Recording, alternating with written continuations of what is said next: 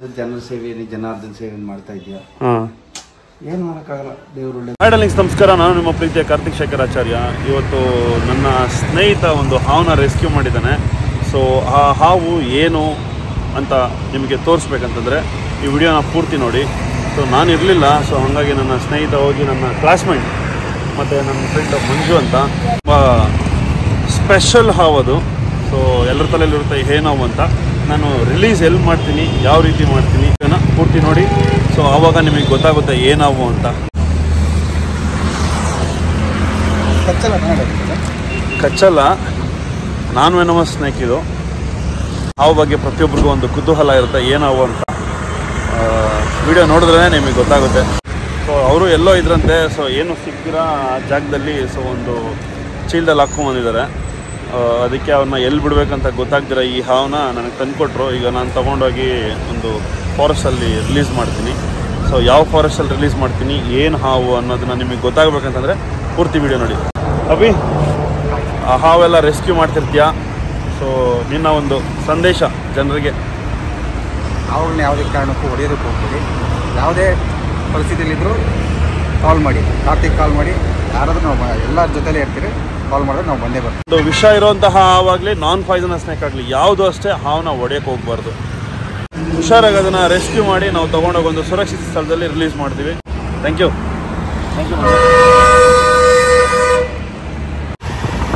ಈ ಒಂದು ಹಾವನ್ನ ಅವ್ರು ತೊಗೊಂಬಂದಿರೋಂಥ ರೀತಿ ಪ್ರಾಪರ್ ವೇಯಿಂದ ತೊಗೊಂಬಂದಿಲ್ಲ. ಸೊ ಯಾಕಂದರೆ ಅವ್ರಿಗೆ ಗೊತ್ತಾಗಲಿಲ್ಲ, ತಲೆ ಓಡಲಿಲ್ಲ ಯಾವ ರೀತಿ ಅದನ್ನು ತೊಗೊಂಬರ್ಬೇಕು ಅಂತ. ಸೊ ಹಾಗಾಗಿ ಒಂದು ಚೀಲದಲ್ಲಿ ತೊಗೊಂಬಂದಿದ್ದಾರೆ. ಇದನ್ನು ತೊಗೊಂಡೋಗಿ ಪ್ರಾಪರ್ ವೇ ಅದಕ್ಕೆ ಒಂದು ಚೀಲದಲ್ಲಿ ಹಾಕಿ ತೊಗೊಂಡೋಗಿ ಬೆಳಗ್ಗೆ ರಿಲೀಸ್ ಮಾಡ್ತೀನಿ. ಈಗ ಕತ್ಲಾಗಿದೆ, ಅದನ್ನು ಎಲ್ಲಂದ್ರೆ ಅಲ್ಲಿ ಬಿಡೋಕ್ಕಾಗಲ್ಲ. ಸೊ ಹಂಗಾಗಿ ಸೊ ಈಗ ಮನೆಗೆ ಹೋಗಿ ಅದರದ್ದೇ ಅಂತ ಒಂದು ಬ್ಯಾಗಲ್ಲಿ ಹಾಕಿ ಅದನ್ನ ತೊಗೊಂಡೋಗಿ ಬೆಳಗ್ಗೆ ರಿಲೀಸ್ ಮಾಡ್ತೀನಿ. ಈ ಹಾವು ಯಾವುದು ಅಂತ ಪ್ರತಿಯೊಬ್ಬರಿಗೂ ಕುತೂಹಲ ಇದೆ. ಚೀಲ ಮಾತ್ರ ತೋರಿಸ್ತಾ ಇದ್ದೀನಿ, ಯಾವ ಹಾವು ಅಂತ ಹೇಳಿಲ್ಲ.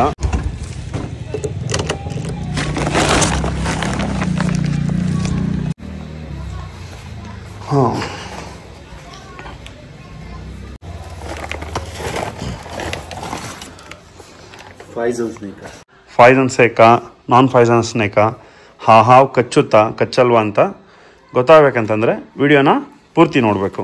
ಸೊ ಅವರು ಒಂದು ಪ್ರಾಪರ್ ವೇಯಲ್ಲಿ ಇಲ್ದಿದ್ದ ಕಾರಣ ಮನೆಗೆ ತೊಗೊಂಬಂದಿದ್ದೀನಿ. ಅದನ್ನು ಈಗ ಚೀಲದಲ್ಲಿ ಹಾಕ್ತೀನಿ. ಚೀಲದಲ್ಲಿ ಹಾಕಬೇಕಾದ್ರೂ ನಿಮಗೆ ತೋರಿಸಲ್ಲ ಏನು ಹಾವದು ಅಂತ. ಅಪ್ಪಾಜಿ, ನನ್ನ ವೀಡಿಯೋಸ್ ಎಲ್ಲ ನೋಡ್ತಿರ್ತಾರಲ್ಲ ನೀವು, ಏನು ಅನ್ಸುತ್ತೆ ನಿಮಗೆ? ಸೂಪರ್. ಫಸ್ಟ್ ಅವಾಗ ಸ್ಕೂಲ್ ಹುಡುಗ ಇದ್ದಾಗ ಬೈತಿದ್ರಿ ಆ ವಿಡಿಯೋ ಬಿಡ ಅಂತ, ಆದರೆ ಈಗ ಜನರ ಸೇವೆಯಲ್ಲಿ ಜನಾರ್ದನ ಸೇವೆಯನ್ನು ಮಾಡ್ತಾ ಇದೆಯಾ? ಏನು ಮಾಡೋಕ್ಕಾಗಲ್ಲ, ದೇವರು ಒಳ್ಳೆ. ಜೊತೆಗೆ ನಮ್ಮ ತಂದೆಯವರು ಸಹ ಹೋಗ್ತಾರೆ ಪೂಜೆ ಇಲ್ದಿದ್ದ ಟೈಮಲ್ಲಿ. ಎಮರ್ಜೆನ್ಸಿ ಅಂತಂದಾಗ ನಾನು ದೂರ ಇದ್ದಾಗ ನಮ್ಮ ತಂದೆಯವರು ಸಹ ಹೋಗಿ ರೆಸ್ಕ್ಯೂ ಮಾಡೋಕ್ಕೆಲ್ಲ ಹೋಗ್ತಾರೆ. ಫೈನಲ್ ಆಗಿ ಏನೂ ಆಗಲ್ಲ. ಈಗ ಈ ಹಾವನ್ನ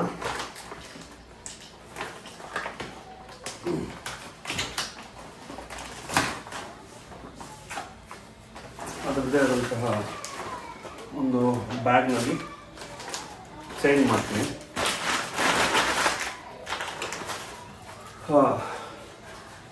ಯಾವ ಹಾವು ಅಂತ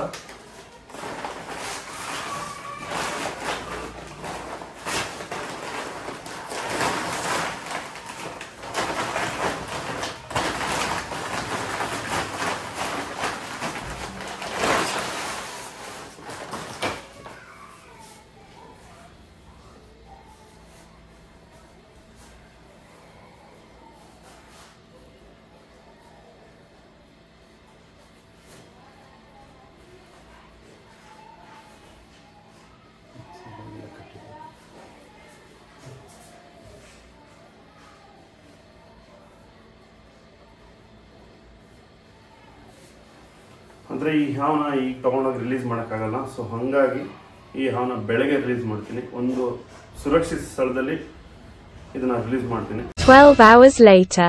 ಸೊ ಏನಂತಂದರೆ ನನ್ನ ವೈಫ್ಗೂ ಸಹ ಗೊತ್ತಿಲ್ಲ ಅದು ಯಾವ ಹಾವಿದೆ ಹೊರಗಡೆ ಅಂತ. ನಿಜ ಗೊತ್ತಾ ಅದು ಏನಾವು ಅಂತ? ನಿನಗೆ ಗೊತ್ತಾ ಕಿರಣ್? ಎಲ್ಲಿ ಅಣ್ಣ ಹೇಳ್ತೀನಿ ಅಂದ್ರೆ ಸ್ಪೆಷಲ್ ಅಂತ ತೋರಿಸಿ ಅಣ್ಣ ಕ್ಯೂರಿಯಾಸಿಟಿ ತೋರಿಸ್ತೀನಿ ಅಂತಂದ್ರೆ ಅಲ್ಲಿ ಅಷ್ಟೊಂದು ಜನ ವ್ಯೂವರ್ಸೇ ಕಾಯ್ತಾ ಇದ್ದಾರೆ ಅವನ ನೋಡಕ್ಕೆ. ಅಷ್ಟೊಂದು ಜನ ವ್ಯೂವರ್ಸು ಎಲ್ಲ ನೋಡ್ತಿರೋರು ಅವರು ಸಹ ಕಾಯ್ತಿದ್ದಾರೆ. ನೀನು ಇನ್ನೊಂದು ಸ್ವಲ್ಪ ಹೊತ್ತು ಬನ್ನರ್ಘಟ್ಟ ಹತ್ತತ್ರ ಬಂತು ನೋಡ, ಬನ್ನರ್ಘಟ್ಟ ಟೋಲು. ಹಾಯ್ ಮಗನೆ, ಎಲ್ಲಿದೆ ಹಾವು? ಹಾವು ಪುಚ್ಚಿ ಎಲ್ಲಿದೆ? ಅಲ್ಲಿದೆ. ನಿಯರ್ ಬೈ ಬನ್ನರ್ಘಟ್ಟ ಹೋಗ್ತಾ ಇದೀವಿ ಈಗ. ಪ್ರತಿಯೊಬ್ಬರಿಗೂ ಕುತೂಹಲ ಇದೆ, ಅದ್ರ ಜೊತೆಗೆ ನನ್ನ ವೈಫ್ಗೆ ಹಿಂದೆ ಕುತ್ಕೊಂಡ್ರಂತ ಎಲ್ರಿಗೂ ಸಹ ಕುತೂಹಲ ಇದೆ ಯಾವ ಹಾವು ಅಂತ ತಿಳ್ಕೊಳ್ಳೋದಕ್ಕೆ. ಇನ್ನೇನು ಕೆಲವೇ ನಿಮಿಷಗಳಲ್ಲಿ ನಾವು ಬನ್ನೇರುಘಟ್ಟ ಫಾರೆಸ್ಟ್ ರೀಚ್ ಆಗ್ತೀವಿ. ಅಲ್ಲಿ ಹೋಗಿ ಹ್ಯಾಂಡ್ ಓವರ್ ಆದಮೇಲೆ ಹಾವು ಯಾವುದು ಅಂತ ನಿಮಗೆ ಗೊತ್ತಾಗುತ್ತೆ. ಕಾಯ್ತಾ ಇರಿ.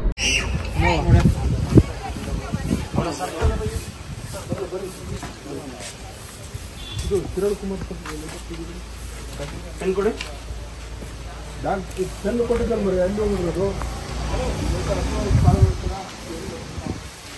ಅವ್ರು ನೋಡಿದ್ರು ಹಾಸ್ಪಿಟಲ್ ಗೊತ್ತು ತುಂಬಾ ಬಂದಿದೆ.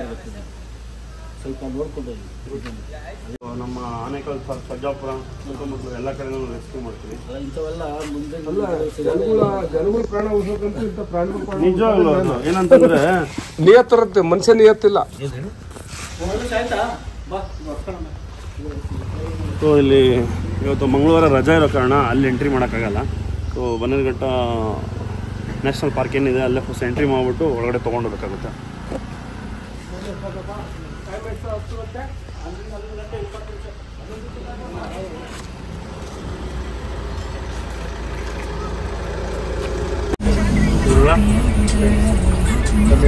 ಪೇಪರ್ ಹೋಗ್ಬಿಡಂಗಿದೆ, ಇದ್ರಲ್ಲಿ ಬರ್ಕೊಂಡು ಏನು ಪ್ರಯೋಜನ? ನೋಟ್ ಮಾಡ್ತೀನಿ ನನ್ನ ನಂತರ. ಎಷ್ಟು ಐಟಮ್ಸ್ ಏನು ಸರ್ ಗೊತ್ತಾ ಅಂದ್ರೆ ಮರ್ಯಾದೆ ಆಯ್ತು.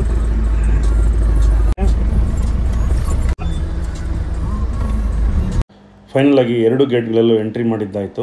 ಇಲ್ಲಿಂದ ಆಚೆಗೆ ತುಂಬ restriction area, wild life area ಇರುತ್ತೆ. ಸೊ ಹಾಗಾಗಿ ಯಾವುದೇ ರೀತಿ ಒಳಗಡೆ ವಿಡಿಯೋ ಮಾಡೋ ಹಾಗಿಲ್ಲ. ರೋಡಲ್ಲೆಲ್ಲ ಕಾರ್ಡ್ ಸೆಂಟ್ರಲ್ಲಿ ಈಗ ಒಳಗಡೆ ಹೋಗ್ತಿದ್ದೀವಿ.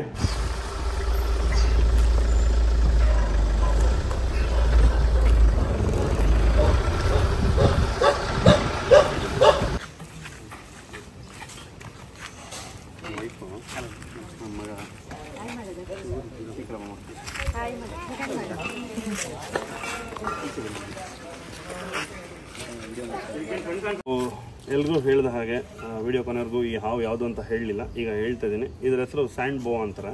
ಇದು ತುಂಬ ಮಂಕಾಗಿದ್ದ ಕಾರಣ ಈ ಹಾವನ್ನ ಅಲ್ಲಿಂದ ಇಲ್ಲಿ ತೊಗೊಂಬಂದು ಒಂದ್ಸಲಿ ಅದನ್ನು ಫಸ್ಟ್ ಏಡ್ ಏನು ಚೆಕ್ ಮಾಡ್ತಾರೋ ಅದನ್ನು ಚೆಕ್ ಮಾಡಿ, ಅದಾದ ನಂತರ ಅದನ್ನು ಅವರು ನಿಯರ್ ಬೈ ಒಂದು ಸೇಫೆಸ್ಟ್ ಜಾಗ, ಅದನ್ನು ಯಾವ ಜಾಗದಲ್ಲಿ ಬಿಡಬೇಕು ಅದನ್ನು ಅಂಥ ಜಾಗದಲ್ಲಿ ರಿಲೀಸ್ ಮಾಡ್ತಾರೆ.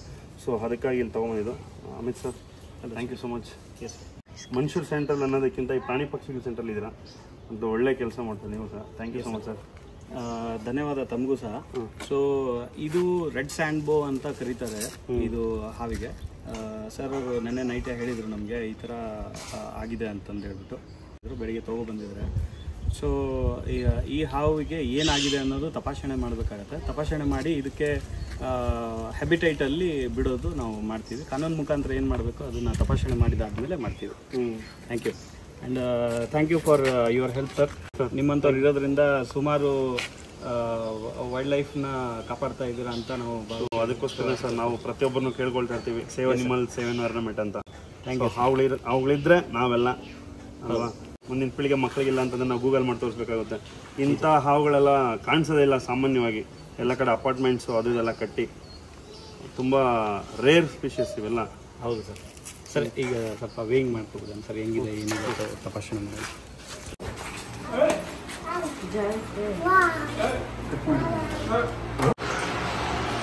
ವೆಯ್ಟ್ ಬಂದು 1 kg 370 ಗ್ರಾಮ್ ಇದೆ ವಿತ್ ಬ್ಯಾಗ್ ಸೇರಿ. ಹೌದು ಹೌದು.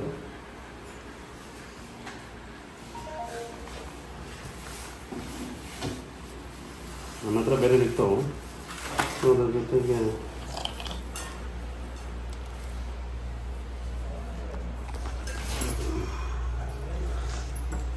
ರೆಡ್ ಸ್ಯಾಂಡ್ ಬೋ. ಸೊ ಇದು ಶೀತ ರಕ್ತದ ಸೊ ಅದಕ್ಕೆ ಏನು ಮಾಡ್ತೀವಿ ನಾವು ಬಾಡಿ ಟೆಂಪ್ರೇಚರ್ ಮೇಂಟೈನ್ ಮಾಡೋದಕ್ಕೋಸ್ಕರ ಅಂತ ಹೀಟ್ ಲ್ಯಾಂಪ್ಸ್ಗಳನ್ನು ಮತ್ತು ಹೀಟ್ ಪ್ಯಾಡ್ಸ್ಗಳನ್ನು ಅಳವಡಿಸಿರ್ತೀವಿ.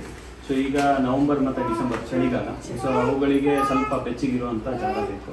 ಸೊ ಅದಕ್ಕೋಸ್ಕರ ಏನು ಮಾಡ್ತೀವಿ ನಾವು, ಇದೆಲ್ಲ ಹೀಟ್ ಪ್ಯಾಡ್ಸ್ ಇದೆ. ಸೊ ಇಂಥ ಹೀಟ್ ಪ್ಯಾಡ್ಸ್ಗಳು ಹಾಕೋದ್ರಿಂದ ಏನಾಗುತ್ತೆ, ಒನ್ ಸೈಡ್ ಹಾಕಿರ್ತೀವಿ.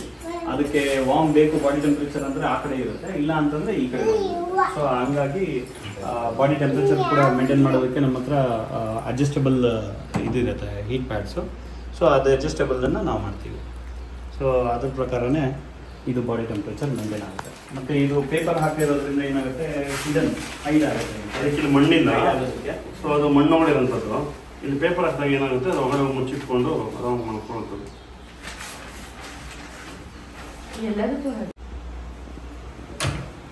ಸೊ ಫೈನಲ್ ಆಗಿ ಹ್ಯಾಂಡ್ ಓವರ್ ಮಾಡಿದಾಯ್ತು. Thank you sir.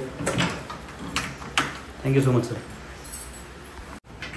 ಸೊ ಮತ್ತೆ ಇದ್ರ ಬಗ್ಗೆ ಹಲವಾರು ಕೆಟ್ಟ ಮಾಹಿತಿಗಳು ಜನ ಮೂಢನಂಬಿಕೆಗಳು ಸಾಕಷ್ಟಿದೆ. 2 ಕಡೆ ತಲೆ ಇರುತ್ತೆ, 6 ತಿಂಗಳು ಮುಂದೆ ಓಡಾಡುತ್ತೆ, 6 ತಿಂಗಳು ಹಿಂದೆ ಹೋಗುತ್ತೆ ಅಂತ, ಅದೆಲ್ಲ ಸುಳ್ಳದು.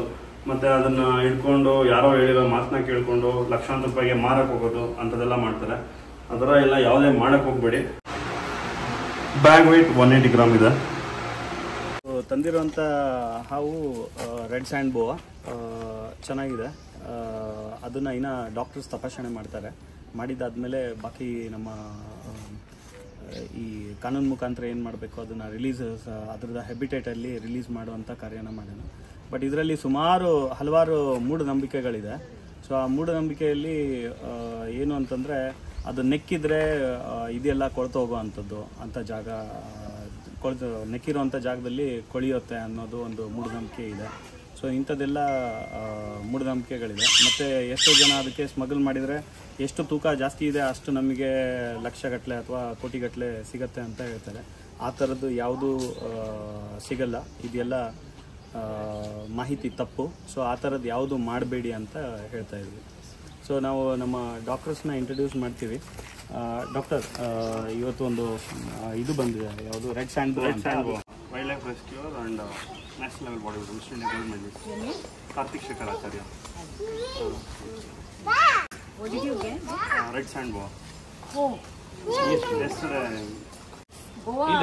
ಇಲ್ಲ, ಮನೆಗೆ ಸಾಕಿರೋದಲ್ಲ, ಯಾರೋ ಮನೆ ಹತ್ರ ಹೋಗಿದೆ ಅದು full. And thank you for your help sir. ನಿಮ್ಮಂಥವ್ರು ಇರೋದ್ರಿಂದ ಸುಮಾರು ವೈಲ್ಡ್ ಲೈಫ್ನ ಕಾಪಾಡ್ತಾ ಇದ್ದೀರಾ ಅಂತ ನಾವು ಅದಕ್ಕೋಸ್ಕರ ಸರ್ ನಾವು ಪ್ರತಿಯೊಬ್ಬರನ್ನು ಕೇಳ್ಕೊಳ್ತಾ ಇರ್ತೀವಿ, ಸೇವ್ ಅನಿಮಲ್ ಸೇವ್ ಎನ್ವೈರನ್ಮೆಂಟ್ ಅಂತ. Thank you. ಅವುಗಳಿದ್ರೆ ನಾವೆಲ್ಲ